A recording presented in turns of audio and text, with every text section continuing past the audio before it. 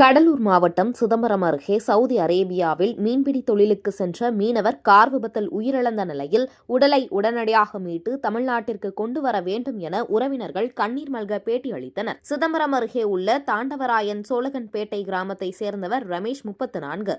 இவருக்கு தமிழச்சி என்ற மனைவியும் 2 குழந்தைகளும் உள்ளனர். ரமேஷ் சவுதி அரேபியா நாட்டில் தங்கி மீன்பிடி தொழில் செய்து வந்தார். பரசான் என்ற இடத்தில் தங்கி தினமும் காரில் கடல் பகுதிக்கு சென்று அங்கிருந்து படகில் மீன்பிடிக்க செல்வார்.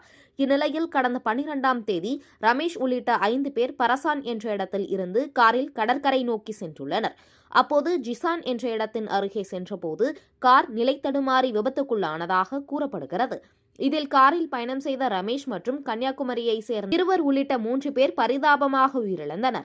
இதுபற்றி தகவல் அறிந்த ரமேஷின் உறவினர்கள் அவரது உடலை மீட்டு உடனடியாக தமிழ்நாட்டிற்கு கொண்டு வர வேண்டும் என கோரிக்கை வைத்தனர். இந்நிலையில் கடலூர் மாவட்ட ஆட்சியர், வடசென்னை தொகுதி MP கலாநிதி வீரசாமி ஆகியோரை நேரில் சந்தித்து மனு அளித்தனர். பின்னர் அவர்கள் மூலமாக இறந்த ரமேஷின் உடலை இந்தியா கொண்டு வருவதற்கான முயற்சிகள் தொடங்கியுள்ளன. இதுகுறித்து செய்தியாளர்களிடம் பேசிய அவர்களது குடும்பத்தினர், உயிரிழந்த ரமேஷின் உடலை உடனடியாக கொண்டு செல்ல மத்திய, மாநில அரசுகள் நடவடிக்கை எடுக்க வேண்டும் என்றும், அது மட்டுமல்லாது ரமேஷின் குடும்பத்திற்கு நிவாரணம் வழங்குவதோடு அவரது மனைவிக்கு கல்வி தகுதிக்கேற்ப வேலை வழங்க வேண்டும் எனவும் உறவினர்கள் கோரிக்கை வைத்தனர்.